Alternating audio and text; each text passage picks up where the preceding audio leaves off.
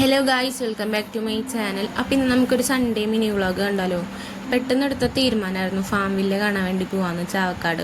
അങ്ങനെ നമ്മൾ 2:30 ആയപ്പോൾ വീട്ടിൽ നിന്ന് ഇറങ്ങിയ പണികളൊക്കെ കഴിഞ്ഞിട്ട് എനിക്ക് വലിയ താല്പര്യമൊന്നും ഉണ്ടായിരുന്നില്ല അങ്ങോട്ട് പോകാൻ വേണ്ടിയിട്ട്. 2 ബസ്സൊക്കെ മാറി കയറണം. പിന്നെ അതുമാത്രമല്ല നല്ല വെയിലും ചൂടൊക്കെ ആയിരുന്നു. സൺഡേ ആയതുകൊണ്ട് തന്നെ ബസ്സിലൊക്കെ നല്ല തിരക്കുണ്ടായിരുന്നു. 2 ബസ്സൊക്കെ മാറി കയറണം.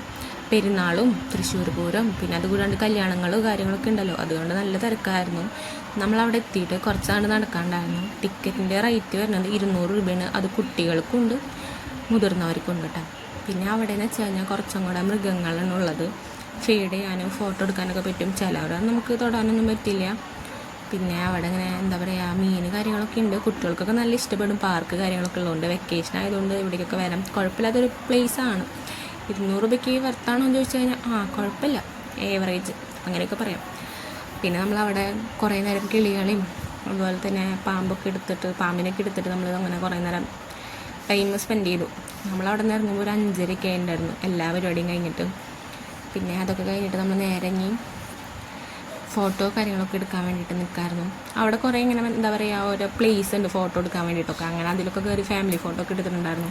പിന്നെ അത് കഴിഞ്ഞിട്ട് ലാസ്റ്റ് നമ്മൾ പാമ്പിനെ എടുക്കാനാണ് പോയത്. എനിക്ക് വലിയ ധൈര്യം ഉണ്ടായിരുന്നില്ല, എന്നാലും ഞാൻ എടുത്തിട്ടുണ്ടായിരുന്നു. അതിൻ്റെ വീഡിയോ ഇല്ല. അത് കഴിഞ്ഞിട്ട് നമ്മൾ നേരെ വീട്ടിൽ പോയി. അപ്പോൾ ബൈ.